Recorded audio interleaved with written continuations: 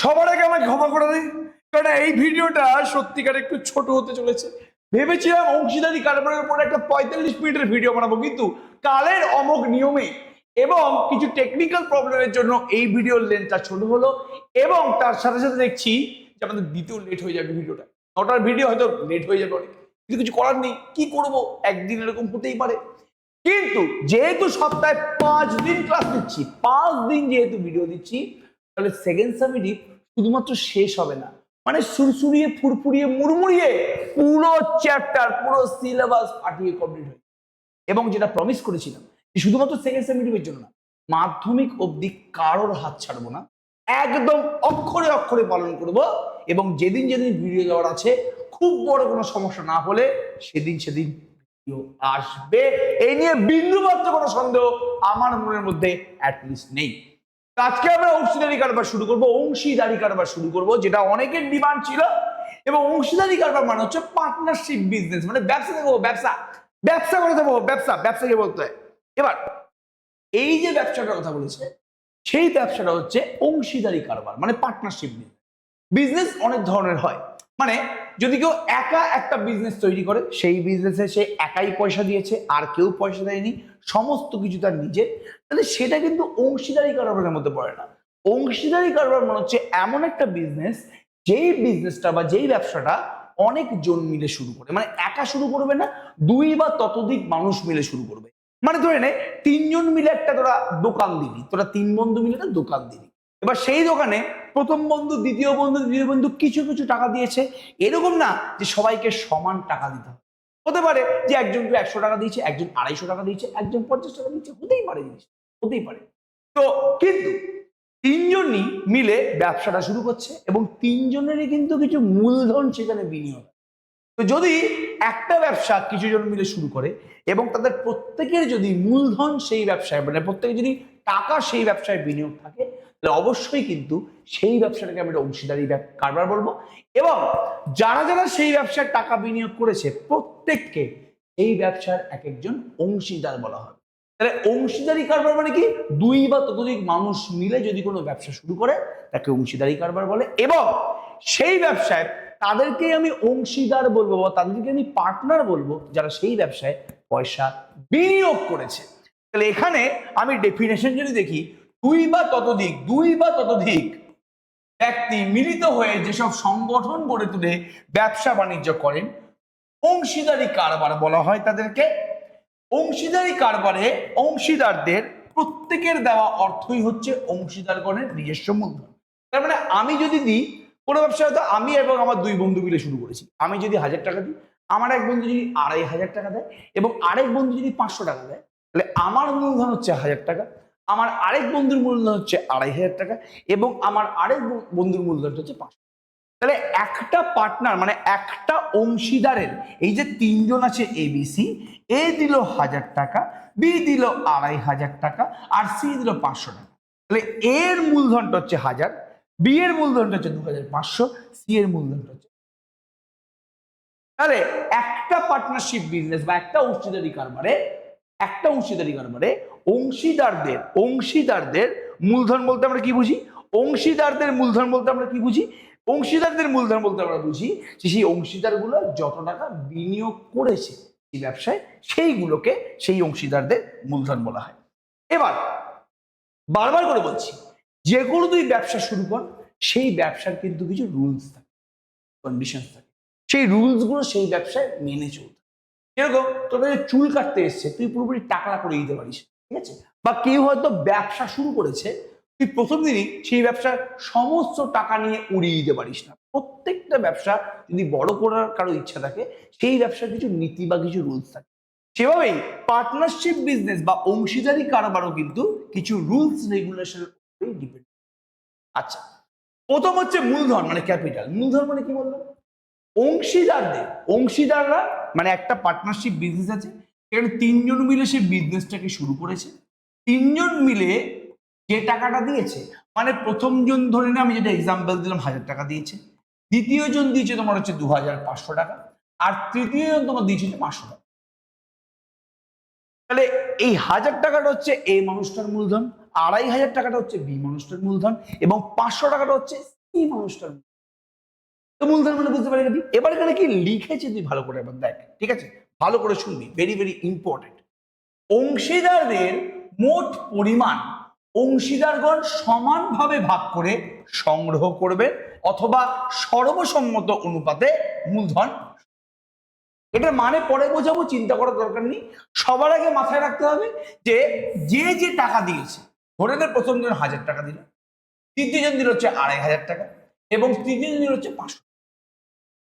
এবার এই তিনজনের মূলধনের অনুপাত কত হবে? আমি যদি অনুপাত বের করি ভালো করে, এটা 2:5:1 হবে। এটা হচ্ছে প্রত্যেকটাই, যে আমি তিনজন অংশীদার নিয়ে ব্যবসাটা শুরু করলাম, এই তিনজন অংশীদারের মূলধনের অনুপাতটা হচ্ছে 2:5:1। মূলধনের অনুপাত মানে বুঝতে পারলি তো, প্রত্যেকের যে ইন্ডিভিজুয়াল মূলধন আছে এই মূলধনগুলোকে আমি রেশিও করলাম, মানে অনুপাত করলাম। মূলধনের অনুপাত কি হলো? 2:5:1 হলো। তাহলে এই মূলধনের অনুপাত কিন্তু আমাদেরকে সবার আগে বের করতে হবে, মাথার মধ্যে ঢুকিয়ে রাখো পুরোপুরি, ঠিক আছে? এবার নেক্সট ভালো করে শুনবে কি বলার চেষ্টা। মূলধন তো ব্যাপারটা বুঝতে পেরে গেছি, কোনো সমস্যা নেই। এবার হচ্ছে লাভ্যাংশ বন্টন। দেখো ব্যবসা করছিস মানে তো লাভের জন্যই করছিস। এবার লাভ যখন হবে তখন সেই লাভটা সবার মধ্যে কিভাবে বন্টিত হবে আগে ভালো করে বুঝ। যে লাভটা আমাদের হবে সে লাভটা সবার মধ্যে কিভাবে বন্টন করে। অনেকে কি করে, অনেকে ইকুয়াল টাকা দেয়, তিনজনই 1000 টাকা করে দিল, 1000 1000 1000, তিনজনই 1000 টাকা করে দিল। এবার 1000 টাকা করে দিলে 3000 টাকা দিয়েছে পুরোপুরি ব্যবসাতে। ধরে নে তার লাভ হলো 300 টাকা। 300 টাকা তাহলে হতে পারে যে তিনজন 100 টাকা 100 টাকা করে লাভ নিচ্ছে, তিনজনই 100 টাকা 100 টাকা করে লাভ নিচ্ছে, কারণ তারা ইকুয়াল টাকা দিয়েছে, তারা ইকুয়াল লাভ নিচ্ছে। এরকমও হতে পারে যে হয়তো প্রথম মানুষটা টাকাও দিয়েছে আবার বেশি পরিশ্রম, তখন সে বলবে যে ভাই আমি তো বেশি পরিশ্রম করেছি, তো লাভের টাকাটা আমাকে কিন্তু দিতে হবে একটু। ইকুয়াল ইকুয়াল লাভের টাকা ভাগ করলে হবে না, আমি বেশি পরিশ্রম করেছি তোমাকে লাভের থেকে বেশি টাকা দিতে। অনেক কিছু রুলস এন্ড রেগুলেশন চলে হয়। আচ্ছা এবার এবার ভালো করে শুনবি, লাভ্যাংশ বন্টন জিনিসটা কি, কিভাবে লাভটাকে বন্টন করা হয়। একভাবে বন্টন করা যেতে পারে, সমান ভাগে ভাগ করে নিতে পারে। মানে যে যাই টাকা দিক না কেন, একজন 1000 টাকা দিয়েছে, একজন 2500 টাকা দিয়েছে, একজন 500 টাকা, এবার লাভ হয়েছে ধরে নে 3000 টাকা। এবার কি হলো যে সবাই সেই লাভটাকে ইকুয়াল পার্টে ভাগ করে, মানছি এ কম টাকা দিয়েছে, এ কম টাকা দিয়েছে, এ বেশি টাকা, কিন্তু ওদের মধ্যে এমন চুক্তি হয়েছে যে ভাই ওরা লাভটাকে 3টে ইকুয়াল ভাগে ভাগ করে। এইবারে হয়তো এ কম পরিশ্রম করেছে, এরা দুজন বেশি পরিশ্রম করেছে, ওই জন্য এরা দুজন লাভটাকে ইকুয়াল পার্টে ভাগ করে দিয়েছে। দেখে মনে হচ্ছে যে ভাই এ তো বেশি টাকা দিয়েছে, লাভের গুড় তো এই বেশি খাওয়া উচিত, লাভটা তো এরই বেশি পাওয়া উচিত। কিন্তু হতেই পারে যেটা একটু বললাম যে হয়তো এই 1000 টাকা 500 টাকা যে দিয়েছে পরিশ্রম প্রচুর করেছে, তাই জন্য লাভটাকে 3 ভাগে ইকুয়ালি ভাগ করে দেওয়া হয়েছে। তো হতে পারে লাভ্যাংশ বন্টনটা সমান ভাগে ভাগ করে। সেকেন্ড হচ্ছে মূলধনের পরিমাণের অনুপাতে ভাগ করে। হ্যাঁ এটা হতে পারে যে একজন 1000 টাকা দিয়েছে, একজন 2500 টাকা দিয়েছে, একজন 500 টাকা। এবার এদের মূলধনের অনুপাতটা কি? 2:5:1। তাহলে মূলধনের অনুপাতটা হচ্ছে 2:5:1। যদি লাভ হয় 3000 টাকা, এই 3000 টাকাটাও এই 2:5:1 অনুপাতেই কিন্তু বিভক্ত। মানে প্রথম জন পাবে 2/8, সেকেন্ড জন পাবে 5/8 এবং 3 নম্বর জন পাবে 1/8। তিনজন কিন্তু ইকুয়াল পাবে না। মূলধন ওরা যেরকম ভাবে দিয়েছে ওদের লাভ্যাংশের বন্টনটাও কিন্তু সেই অনুপাতেই হবে। মানে ওদের মূলধনের অনুপাত হচ্ছে 2:5:1, ওদের লাভের বন্টনটাও কিন্তু 2:5:1। মানে এ পাবে, প্রথম জন পাবে 2/8 এই 3000 টাকা, সেকেন্ড জন পাবে 5/8 এই 3000 টাকা, থার্ড জন পাবে 1/8। এভাবে কিন্তু বন্টন হয়ে যাবে, ঠিক আছে? নেক্সট সর্বসম্মত অন্য কোনো চুক্তি অনুযায়ী ভাগ করে নিতে। এবার অনেকের অনেক রকম রুলস থাকে, অন্য কোনো চুক্তি অনুযায়ী ভাগ করতে পারে। যেটা আমি প্রথমেই বলেছিলাম যে তিনজন ইকুয়াল টাকা দিয়েছে, লাভ হয়েছে 500 টাকা, কিন্তু প্রথম জন নিল হচ্ছে 300 টাকা, পরের জন নিল হচ্ছে 100 টাকা। হতেই পারে যে প্রথম জন খুব বেশি কাজ করেছে, ওর জন্য বেশি টাকা নিচ্ছে। তাহলে যে কোনো উপায়ে যে কোনো ভাবে চুক্তি করে সে কাজটা টাকা পয়সা দিয়ে দিয়েছে। এবার যারা যারা পার্টনার আছে, যারা যারা মিলে ব্যবসা করছে, তাদের মধ্যে আন্ডারস্ট্যান্ডিং অনুযায়ী তারা কিভাবে লাভটাকে ভাগ করবে সেটা তারা বুঝবে। তাহলে কি বললাম, প্রথম হচ্ছে সমান ভাগ ভাগ করে নিতে পারে, নেক্সট হচ্ছে মূলধন যেরকম অনুপাতে দিয়েছে সেরকম অনুপাতে ওরা ভাগ নিতে পারে, আর 3 নম্বর হচ্ছে সর্বসম্মত অন্য কোনো চুক্তি অনুযায়ী, চুক্তি অন্যরকম হতেই পারে, ওদের মধ্যে আন্ডারস্ট্যান্ডিং এর ব্যাপার। তাহলে তিন ভাবে কিন্তু লভ্যাংশের বন্টন হতে পারে।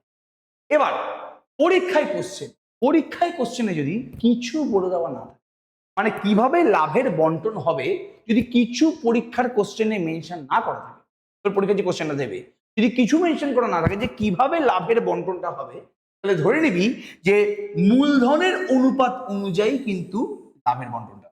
যদি কিছু বলা না থাকে কিভাবে লাভের বন্টনটা হবে, যদি কিছু মেনশন করা না থাকে, তাহলে ধরে নিবি যে মূলধন এর অনুপাত যা, 3 জন বা 4 জন বা 5 জনের মূলধনের অনুপাত যা, সেই অনুপাতেই কিন্তু লাভটা বন্টন।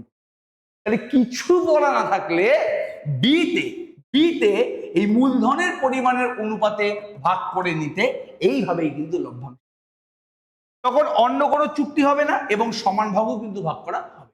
কিছু বলা না থাকলে কিভাবে আমরা লাভ্যাংশের বন্টন করব, আমরা মূলধনের অনুপাত যেরকম আছে সেভাবেই কিন্তু লাভটাকে পুরোপুরি বন্টন। ঠিক আছে, এই নিয়ে একদম সন্দেহ নেই। তাহলে এইটাই কিন্তু তোরা পুরোপুরি বুঝতে পেরেছিস, খুব ভালো কথা। এবার ব্যবসা যদি 3 জন মিলে শুরু করে, তাহলে 3 জন তো পার্টনার, কিন্তু সবাই তো পার্টনার না। এবার ব্যবসা চালাতে কি লাগে, এমপ্লয়ি লাগে, এমপ্লয়ি। ঠিক আছে, যারা তোর হয়ে কাজ করবে, তুই তাদের মাসিক একটা স্যালারি দিবি বা টাকা। এটাকে আগেকার দিনে ভাতা বলতো, ভাতা, ব্যবসা পরিচালনা সাময়িক ভাতা। মানে 3 জন পার্টনার আছে, 3 জন লভ্যাংশের অনুপাতগুলো পাচ্ছে, লাভের গুড়টা খাচ্ছে, এবং যারা বাদবাকিরা কাজ করছে ওরা প্রতি মাসে একটা করে বেতন পাচ্ছে। বেতনকে মাঝে মাঝে ভাতাও বলা হয়। তো ব্যবসা পরিচালনার ক্ষেত্রে অংশীদারদের প্রত্যেক বা কেউ কেউ যদি সময় ও শ্রম দিয়ে থাকেন, তবে তার জন্য তাদেরকে কি হারে সাময়িক ভাতা দেওয়া হবে সেটা আলাদা ব্যাপার। এই ভাতা যারা পার্টনার তারাও পেতে পারে, আবার যারা তাদের হয়ে কাজ করছে তারা। হয়তো এরকম হলো যে একজন পার্টনার সে খুব বেশি পরিশ্রম করছে, তো তাকে লাভের গুড়টাও দেওয়া হলো, লাভটাও তাকে দেওয়া হলো, এবং তার সাথে সাথে কিছু এক্সট্রা, এটাকে ভাতা। তাহলে ভাতা মানে স্যালারিও হতে পারে, মানে তোর হয়ে যদি কোনো মানুষ কাজ করে তাকে যদি তুই যে মাসিক টাকাটা দিচ্ছিস সেটা ভাতা হতে পারে। আবার ভাতা মানে যারা যারা পার্টনার আছে তারা যদি কোনো এক্সট্রা কাজ করে থাকে বা তারা যদি কোনো এক্সট্রা ইনপুট দিয়ে থাকে অন্য কাজের বাইরে, তখন তাকে লাভটার সাথে সাথে আরো একটা এক্সট্রা, তাকেও কিন্তু ভাতা আমরা বলছি। ঠিক আছে, ওকে ফাইন, চলো। আচ্ছা, এবার খুব ভালো করে শুনবি জিনিসটা একদম।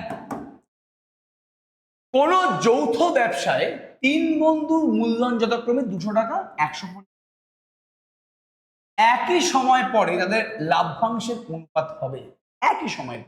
মানে একটা ব্যবসা শুরু করেছে, প্রথম জন দিয়েছে 200 টাকা, সেকেন্ড জন দিয়েছে 150 টাকা, এবং থার্ড জন দিয়েছে 250 টাকা। এই 3টে টাকা বিনিয়োগ করে একটা ব্যবসা শুরু হচ্ছে। এ একটা মানুষ, বি একটা মানুষ, সি একটা মানুষ। এবার এই ব্যবসাটায় বিনিয়োগ করে যে লাভটা হবে, লাভ, এই যে লাভটা হয়েছে, এই লাভটা কি অনুপাতে বন্টন হবে? তো টাকা তো মূলধন তো 200, 150, 250। এবার এই মূলধনটা বিনিয়োগ করে যে লাভটা হলো, সেই লাভের অনুপাতটা কি হবে? কি বলেছিলাম, যদি কোশ্চেনে কিছু বলে দেওয়া না থাকে তাহলে লাভ্যাংশের অনুপাত এবং মূলধনের অনুপাতটা সমান।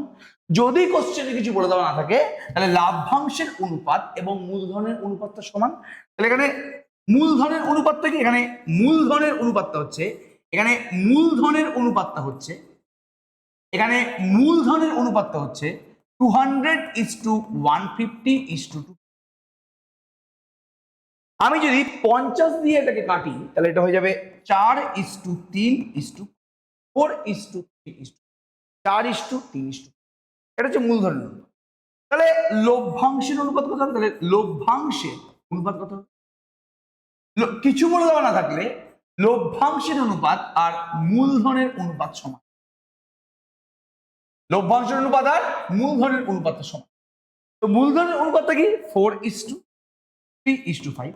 তাহলে লভ্যাংশের অনুপাতটা হচ্ছে, লভ্যাংশের অনুপাত এবং মূলধনের অনুপাতটা সমান। তো মূলধনের অনুপাতটা হচ্ছে 4:3:5। তাহলে লভ্যাংশের অনুপাতটা কি? জলদি বলো। Option B is correct.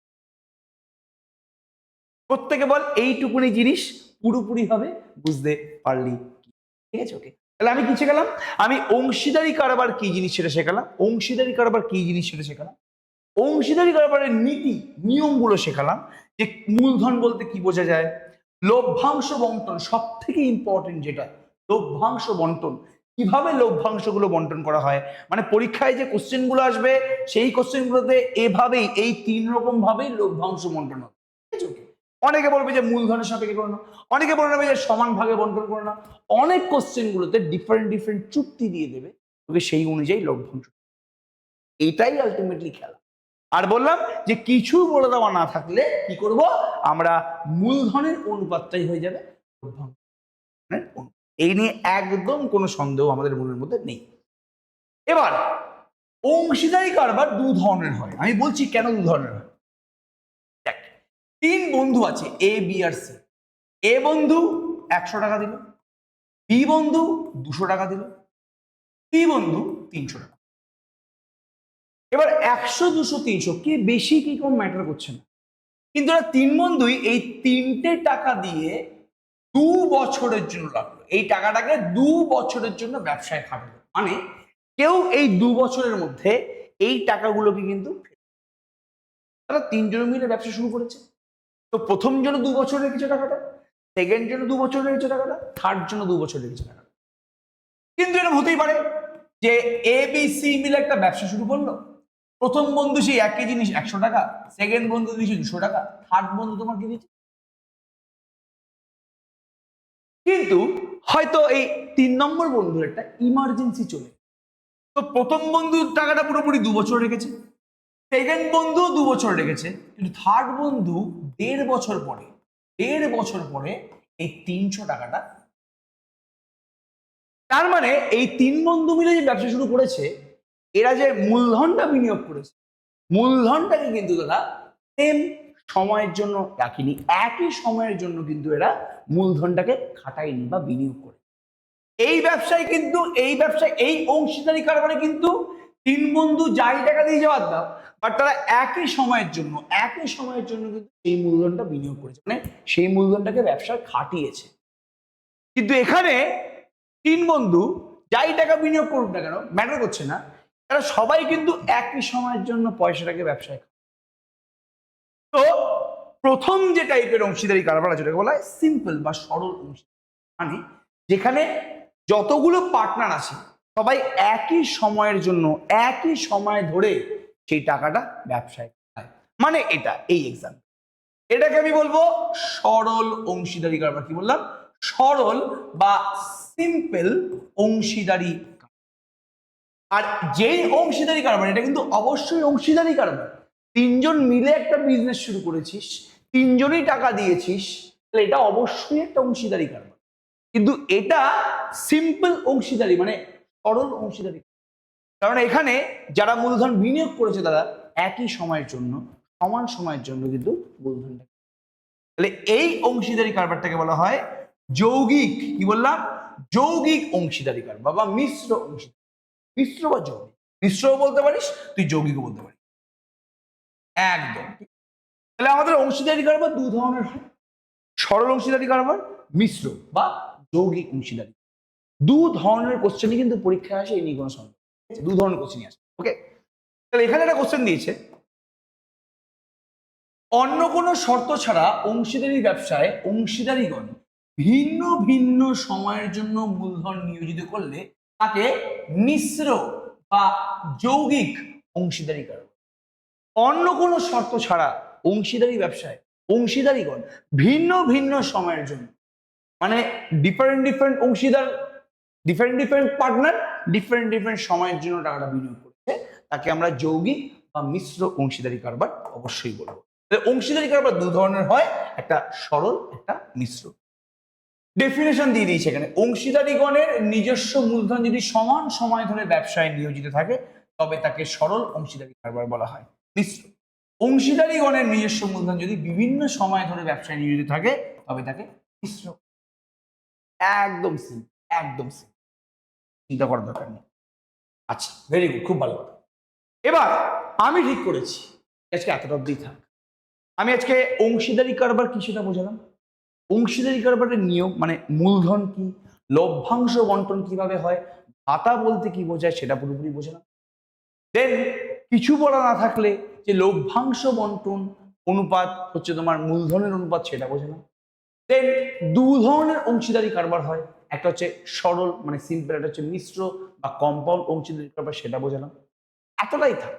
Next দিন আমরা এই সরল বা মিশ্র বা যা যা পড়লাম তার সাপেক্ষে পরপর কোশ্চেন সলভ করবো, চিন্তা করবো। অনেকগুলো কোশ্চেন আজকে ছিল, বাট আজকে আমরা করতে পারলাম না কিছু পার্সোনাল কারণের জন্য, টেকনিক্যাল প্রবলেমের জন্য। আজকের মতো আমি ক্ষমা করে দিই। অবশ্যই নেক্সট দিন কিন্তু আমি এই জায়গাটা কম্পেনসেট করব। আবার আমাদের লেকচার আসবে সোমবার দিন, রোববার দিনগুলো লেকচার আসবে না। আবার সোমবার দিন কিন্তু এই অংশীদারি কারবারের ওপরই লেকচার আসবে। সবাই কিন্তু অবশ্যই লেকচারটাকে দেখিস। সবাইকে অল দ্য বেস্ট, ফাটিয়ে অঙ্ক করো। এরকমই কিন্তু ভালোবাসা আমরা অবশ্যই দেখতে চাই। Thank you.